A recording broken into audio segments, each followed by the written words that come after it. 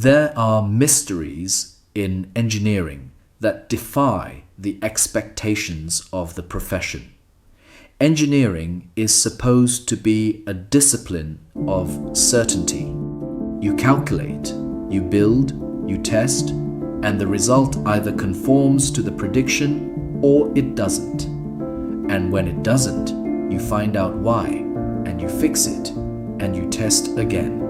The process is iterative, but it is not mysterious. It does not admit of the inexplicable, or at least that is the story that engineers tell themselves and that engineering schools teach with quiet confidence. The truth, known to anyone who has spent enough years actually building and operating complex machinery, is somewhat different. The truth is that occasionally a machine does something that nobody can explain. Not something that can't be explained yet, something that will yield to further investigation and better instruments and more careful analysis. But something that resists every attempt at explanation with a persistence that eventually forces even the most rigorous scientific minds to set down their instruments and admit, in the privacy of their own thoughts, that they don't know. They genuinely, completely, after everything that understanding and experience and the accumulated knowledge of a century of engineering can bring to bear, do not know. This is the story of one of those machines, a locomotive that, on the single day of its inaugural revenue run, performed so far beyond its design specifications that the engineers who witnessed it spent the rest of their careers trying to understand what had happened. And a locomotive that, from the morning after that inaugural run until the day it was finally scrapped, never again approached the performance it had demonstrated on that one extraordinary day. The records of that performance are preserved.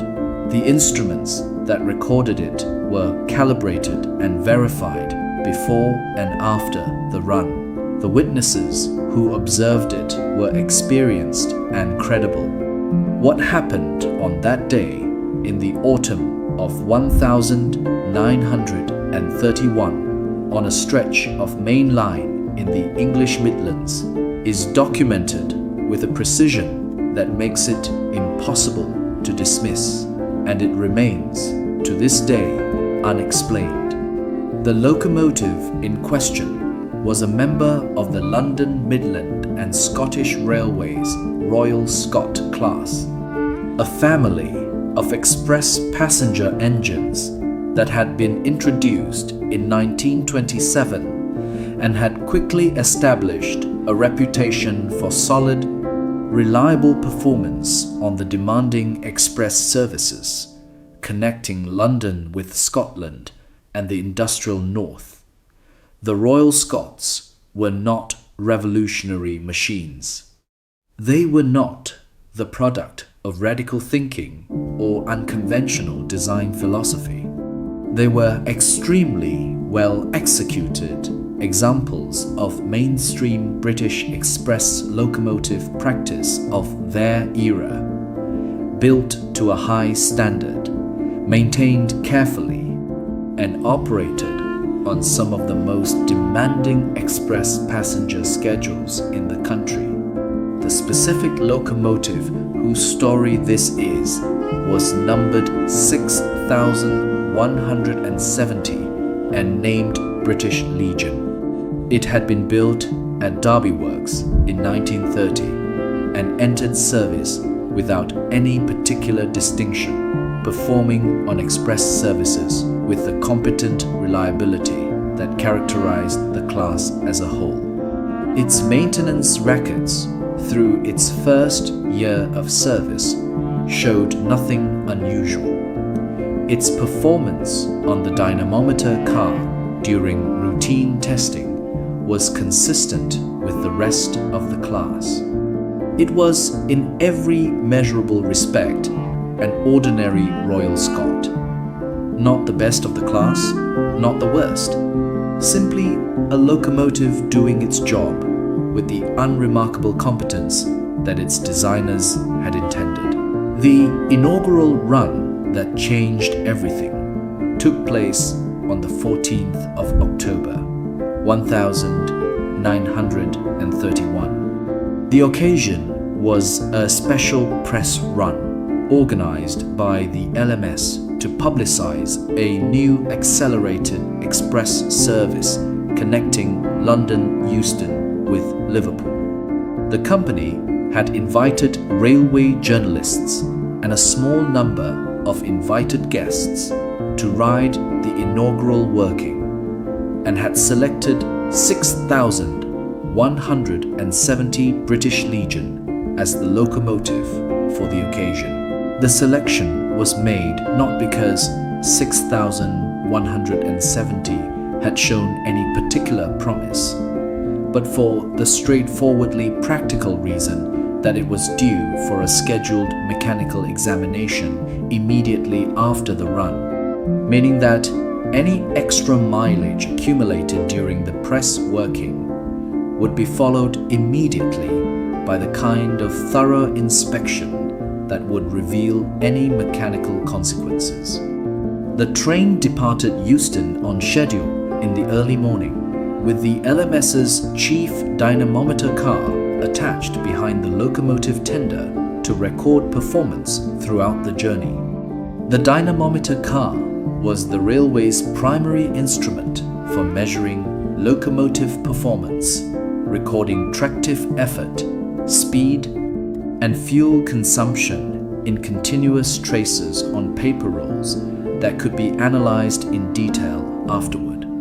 Everything about the morning was routine. The weather was dry and cool, ideal conditions for steam operation. The track on the route had been examined and was in good condition. The crew operating 6,170 were experienced men who had worked the Royal Scot class for years. What happened when the locomotive began to work hard on the first significant grade north of London was not routine. The first anomaly appeared on the dynamometer car trace approximately 40 minutes into the journey. The tractive effort readings being recorded were higher than they should have been for the steam pressure and cut-off settings being used, not slightly higher, significantly higher, by a margin that the dynamometer car operator noticed immediately and initially attributed to instrument error. He checked his calibration. He rechecked it. The instruments were reading correctly. The locomotive was producing more tractive effort than the steam supply being delivered to the cylinders could theoretically account for. As the journey continued and the trace extended across the recording paper, the anomaly did not resolve itself. If anything, it became more pronounced. By the time the train reached the steeper grades of the northern section, the performance being recorded was so far outside the expected envelope for a Royal Scot that the dynamometer car operator had filled a page of his notebook with calculations, attempting to identify the error in his measurements. He could not find one. The instruments continued to record a locomotive performing at a level that should have been mechanically impossible. The speed data told the same story. On grades where the Royal Scot class was expected to sustain speeds in the low 60s, 6,000 to 170, was maintaining speeds in the high 70s. Not occasionally, not in brief bursts on favorable sections, but consistently over extended stretches of gradient, where the work required of the locomotive was quantifiable, and the speed being achieved was simply greater than the power output of a standard Royal Scot should have allowed. The fuel consumption data added a further dimension to the puzzle. A locomotive performing at the level that the speed and tractive effort to data were recording should have been consuming coal and water at a rate proportionately greater than normal. The fuel consumption data showed nothing of the kind. The firing rate and water consumption were consistent with standard Royal Scot operation. The locomotive was producing dramatically more work per unit of fuel than the class had ever demonstrated before. The journey completed on schedule, the train arriving at Liverpool with the kind of effortless punctuality that suggested the locomotive had reserves of performance beyond even what the extraordinary data had captured. The press party disembarked in excellent spirits, the journey having been both comfortable and impressively swift. The journalists filed reports praising the new accelerated service and making enthusiastic references to the power of LMS motive power. None of them had seen the dynamometer car data. None of them knew that the locomotive that had just hauled them to Liverpool had done something that the engineers responsible for it could not explain. The post-run examination of 6,170 at the locomotive depot began within hours of arrival. The scheduled mechanical inspection, fortuitously timed, meant that the locomotive was subjected to the most thorough assessment that routine maintenance practice provided. Every accessible component was examined. The valve gear was measured and found to be within standard tolerances. The boiler was inspected and found to be in normal condition. The cylinders showed no unusual wear patterns. The driving wheels and their associated axle boxes were checked and found correct. There was nothing in the physical condition of the locomotive that explained what the dynamometer car had recorded.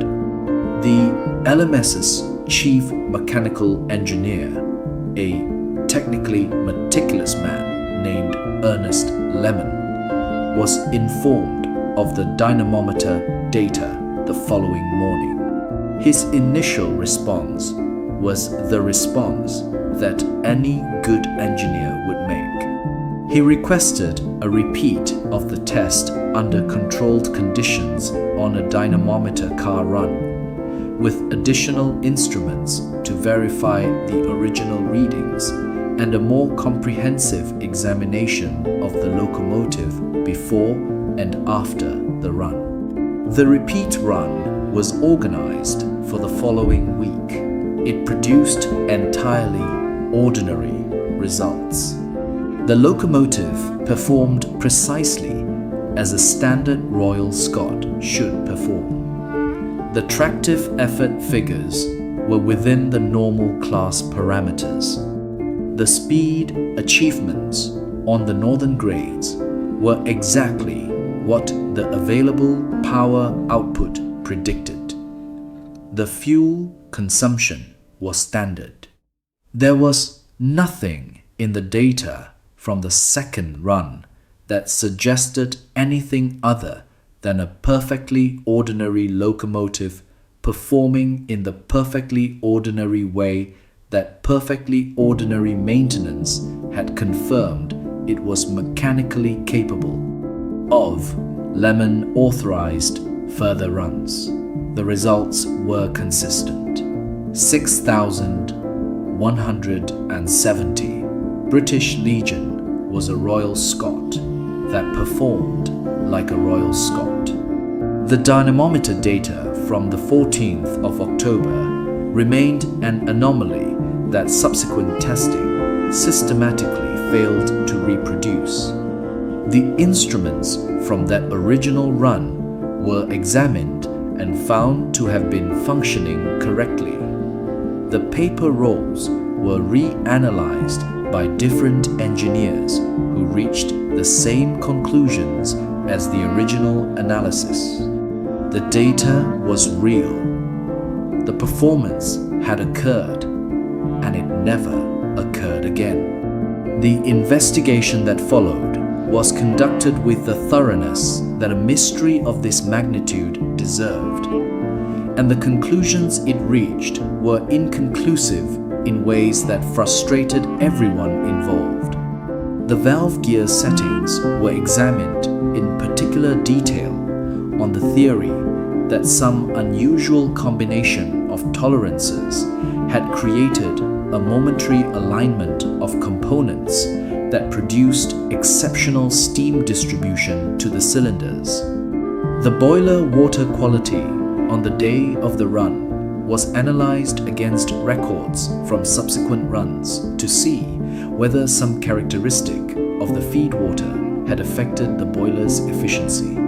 The coal batch that had been used on the inaugural run was traced, and its calorific value measured against subsequent supplies. Every physical variable that could be identified was examined and found to be either within normal ranges or insufficiently different from subsequent conditions to account for the performance gap. The engineers who worked on the investigation produced a report that was honest about its own limitations in a way that reports of this kind rarely are. They concluded that the performance demonstrated on the 14th of October was authentic and unexplained. They proposed several mechanisms that might theoretically have contributed to it, including a favorable combination of atmospheric conditions, an unusual degree of mechanical freedom in newly adjusted valve gear components, and the possibility that the locomotive's boiler had been in an exceptional state of cleanliness immediately following a scale removal treatment that had taken place 3 days before the run. They acknowledged explicitly that none of these proposed mechanisms was sufficient, individually or collectively, to account for the magnitude of the performance difference. The report recommended continued monitoring of the locomotive's performance over an extended period to determine whether the exceptional results might be reproducible under identified conditions. The continued monitoring produced nothing. 6,170 British Legion spent the next several years performing reliably and unspectacularly on LMS Express services, periodically following maintenance interventions that recreated some of the conditions that the investigation had identified as potentially contributing to the exceptional run. The locomotive was taken over the dynamometer car for performance assessment. The results were always the same: standard Royal Scot performance. The 14th of October, 1931, remained singular, isolated, a data point that refused to connect with any subsequent data point in a way that made analytical sense. The locomotive received the general rebuilding that was applied to the Royal Scot class in the late 1930s and early 1940s, during which the original parallel boiler was replaced with a tapered boiler of more modern design, and the valve gear was comprehensively updated. The rebuilt locomotive was a significantly improved machine by conventional measures, capable of better performance than it had delivered in its original configuration. Dynamometer car runs after the rebuild confirmed the improvements. The rebuilt 6170 was a better locomotive than the original 6170 inches, every measurable respect.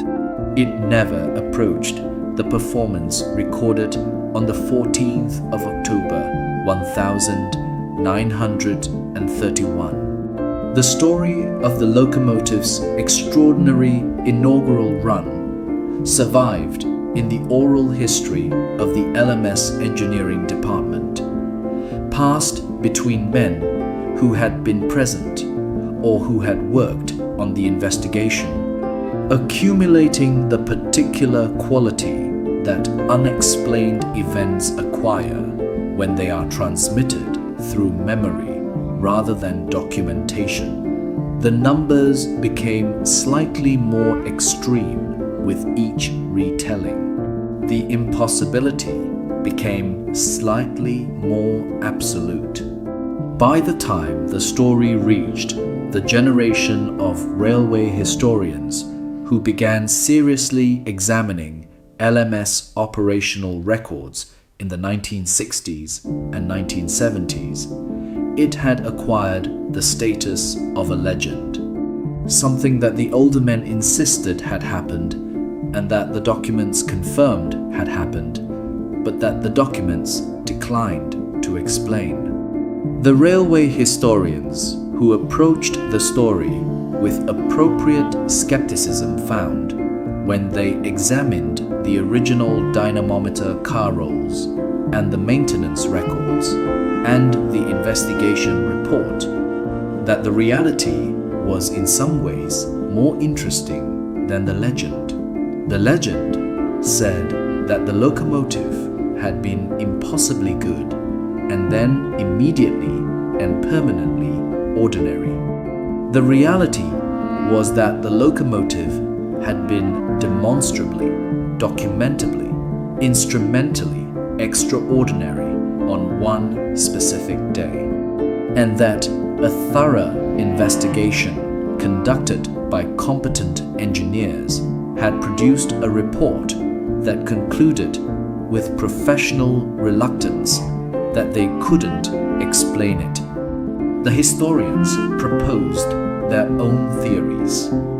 The most technically sophisticated of these focused on a phenomenon known as resonant steam flow, in which the dimensions of the steam passages and cylinder volumes in a reciprocating engine can, under specific combinations of speed and cutoff, create harmonic conditions that improve steam utilization significantly beyond what steady-state analysis predicts.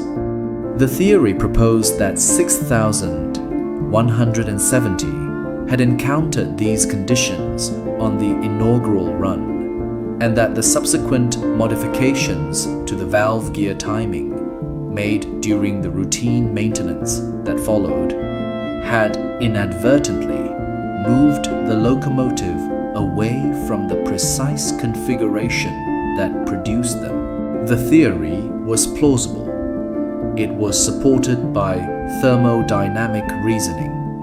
It was also, by the 1970s, essentially impossible to verify, because 6,170 British Legion had been scrapped in 1962, and no detailed dimensional records of its valve gear configuration on the 14th of October 1931 had been preserved.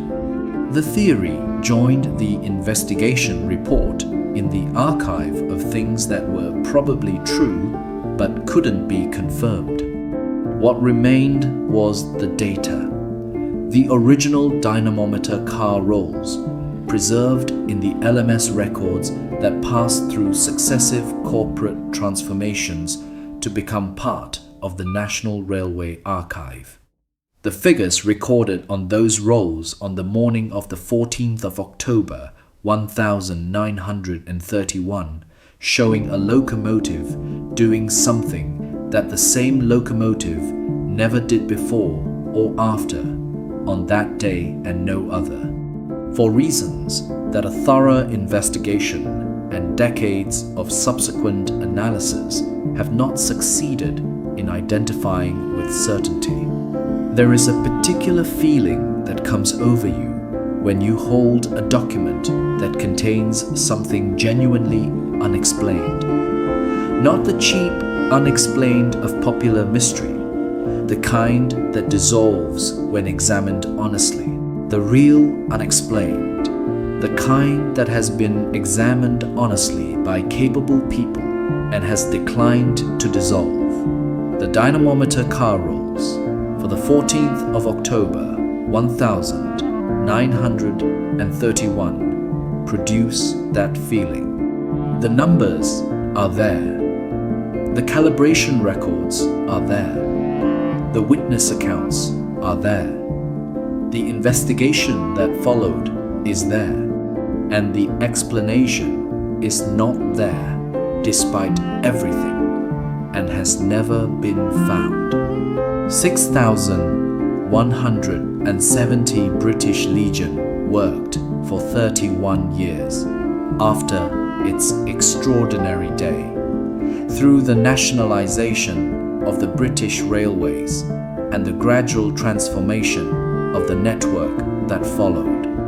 It was rebuilt, improved, maintained, and operated with the competent professionalism that characterized British railway practice. It hauled thousands of trains and millions of passengers across the routes of the Midland Main Line. It was, by any reasonable measure, a good locomotive that gave good service and did exactly what was asked of it. It just never did what it had done on the 14th of October 1931. It never again found that combination of circumstances, mechanical and thermodynamic, and perhaps something else entirely, that had produced on one autumn morning in the English Midlands a performance so far outside its measured capability that the engineers who investigated it wrote a report concluding that they could not account for it. There are those who, knowing the story, find in it a kind of comfort. The idea that a machine, any machine, might contain within itself capacities that exceed what measurement and analysis have identified. That there might be something in the relationship between the components of a well-made mechanical device, some emergent property of the whole that cannot be fully predicted from the sum of the parts, that expresses itself under the right conditions, in ways that surprise even the people who built it. It is not a scientific comfort. It is the kind of comfort that science, properly practiced, should probably resist. But the data is there.